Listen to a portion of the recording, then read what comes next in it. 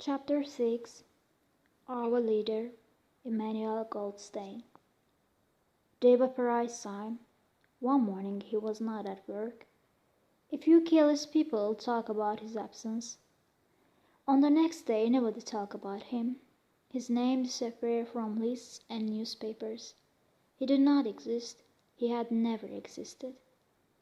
Parsons was helping to organize Hate Week. He was completely happy, running around painting posters, singing the new hate song, smelling even more strongly of sweat in the hot weather. Their life no longer caused Winston pain. He had stopped drinking in, and his knee felt better. He did not want to shout angry words at the telescreen all the time. He met Julia 4, 5, 6 or 7 times during the time of June. It was so hard at the end of the month that they lay on the bed in the room over Mr. Charrington's shop without clothes on. The rat had never come back. Sometimes they talk about a more open war against the party, but they did not know how to begin. Winston told her about the strange understanding that seemed to exist between himself and O'Brien. He sometimes felt like going to see him, telling him he was the enemy of the party, demanding O'Brien's help. Strangely, Julia did not think this was a wild idea. She judged people by their faces, and it seemed natural to her that the look of O'Brien's eyes made Winston believe in him. Also, she thought that everybody secretly hated the party. Also, she did not believe in Goldstein and brotherhood. She thought the party had invented them, and then at last it happened. All the life, it seemed to him, he had been waiting for this. There was a message from O'Brien. Winston was outside his office at the ministry when he heard a small cough behind him and turned. It was O'Brien. "I was reading your Newsweek article the other day. You know all about Newsweek, I believe." "Oh, not really. I've never invented any of those words." "But you write it very well," said O'Brien. "That is not only my opinion. I was talking recently to a friend of yours who knows a lot about Newsweek. I can't remember his name at the moment." Winston's heart jumped. This could only mean Syme. But Syme was not only dead, he was vaporized. A non-person. It was dangerous to talk about a non-person. They could kill you for it. O'Brien was sharing a thought crime with him. "In your Newsweek article you used 2 words which we have recently taken out of the language," said O'Brien. "Have you seen the new 10th edition?" "No," said Winston. "We still have the 9th in the office." "The 10th will not be sent to office for some months, but I have one. Would you like to see it, perhaps?" "Yes, very much," said Winston. Who could see where this was leading? "You will be interested, I'm sure. You will like the smaller numbers of verbs. Shall I send someone to you with the dictionary? But I always forget that kind of thing. Perhaps you could collect from my flat at a convenient time.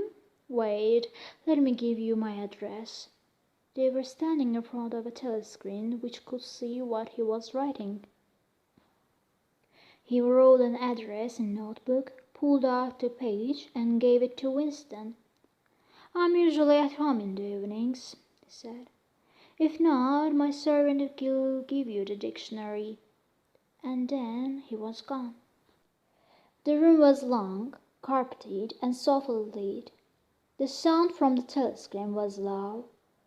At the far end of the room, O'Brien was sitting under a lamp, with papers on the other side of him. He did not look up when the servant showed Winston and Julia in. Winston's heart was beating fast. It was dangerous to arrive with Julia.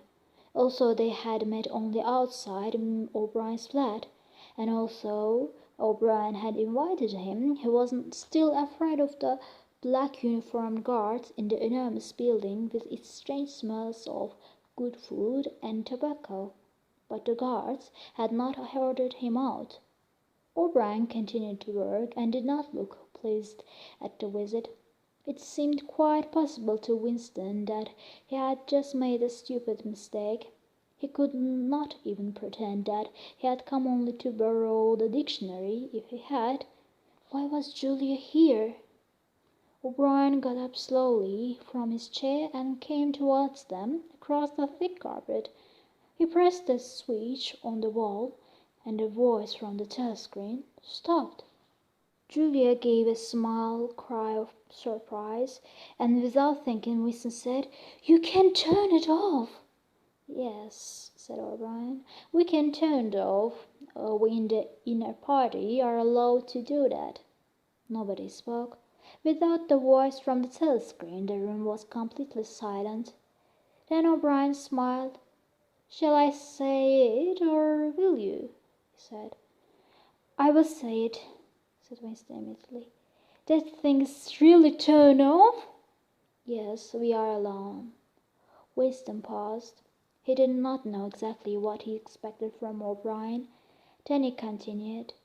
"We believe that there is a secret organization working against the party, and that you are part of it. We want to join it and from work it. We are enemies of party. We are lovers, and we are thought criminals. And now we are in your power." O'Brien took a bottle filled with 3 glasses with dark red liquid. It reminded Winston of something he had seen a long time ago. Julie picked up her glass and smelled the liquid with great interest. "It is called wine," said O'Brien, with a small smile. "Not much of it gets to ordinary party members, I'm afraid." His face became serious again, and he lifted his glass.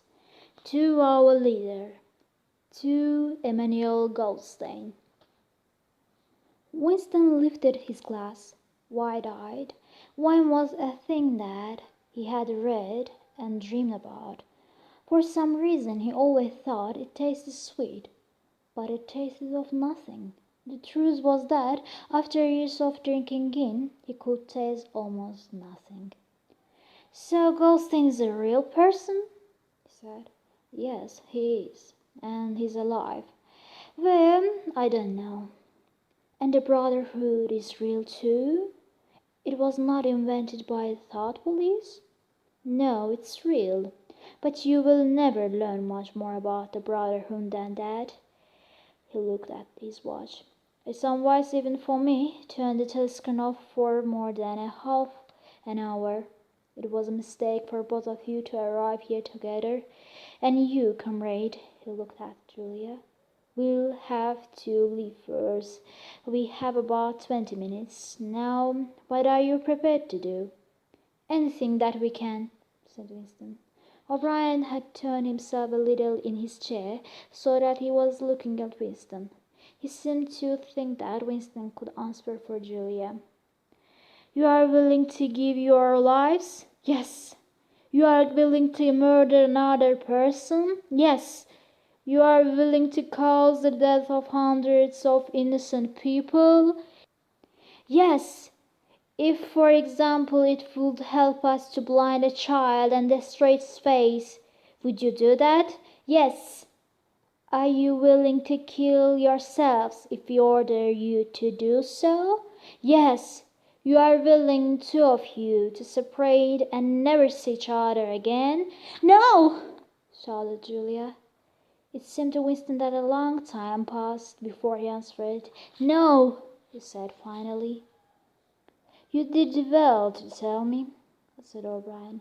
"It is necessary for us to know everything." O'Brien started walking up and down, one hand in the pocket of his black overalls and the other holding a cigarette.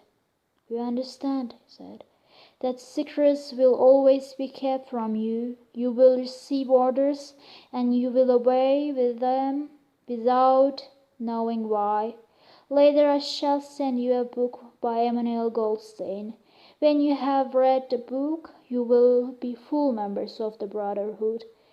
When you are finally caught, you will get no help. Sometimes we are able to get a razor blade into the prison to silence someone, but you are more likely to get them all you know. Also, you will not know very much. We are the dead.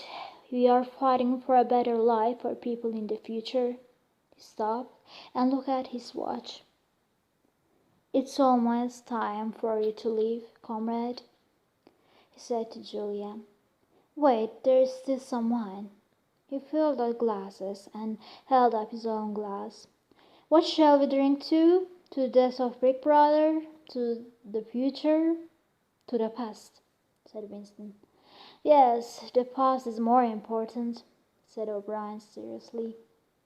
They finished the wine, and a moment later Julia stood up to go. When she had left, Winston stood up, and he and O'Brien shook hands. At the door he looked back, but O'Brien was already at his desk, doing his important work for the party.